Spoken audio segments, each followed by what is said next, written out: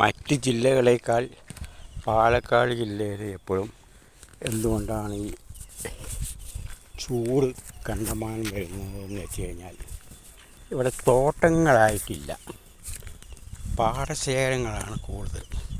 ഈ പാടശേഖരങ്ങളിൽ ഒരു ജനുവരി മാസം വരെയൊക്കെ കനാൽ വെള്ളം വരും. അത് കഴിഞ്ഞ് ഇതൊക്കെ കൊയ്യാൻ പാകമായി നിൽക്കുന്നതല്ല, ഇതെല്ലാം കൊയ്ത്തിന് പാകമായി നിൽക്കുക.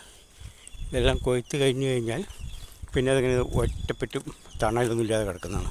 അപ്പോൾ നല്ല സൂര്യപ്രകാശം പതിക്കുമ്പോൾ ഇതിനുള്ളിൽ ഉള്ള ലേശം ജലാംശം കംപ്ലീറ്റ് പുറത്തോട്ട് അങ്ങനെ ഇറങ്ങും. അതിങ്ങനെ മേലോട്ട് പൊങ്ങി കഴിയുമ്പോൾ നല്ല ഹ്യൂമിഡിറ്റി ആയിരിക്കും. അപ്പോൾ നല്ല പുഴുക്കും അതിനനുസരിച്ചുള്ള ചൂടും കൂടിക്കൊണ്ടേയിരിക്കും.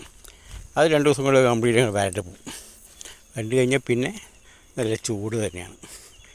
കാറ്റ് കംപ്ലീറ്റ് നിന്നുകൊണ്ടില്ല. ഇതൊക്കെ പാടങ്ങളാണ്, എല്ലാം പാടം. തോട്ടങ്ങളായിട്ട് വളരെ കുറവാണ്. ഇവിടെ നിന്ന് അങ്ങോട്ട് തൃശ്ശൂരിൽ നിന്ന് അങ്ങോട്ട് കിടന്നു കഴിഞ്ഞാൽ എല്ലാം തോട്ടങ്ങളും റബ്ബർ തോട്ടങ്ങളും തെങ്ങിൻ തോട്ടങ്ങളും വാഴത്തോപ്പുകളൊക്കെ ഉണ്ട്.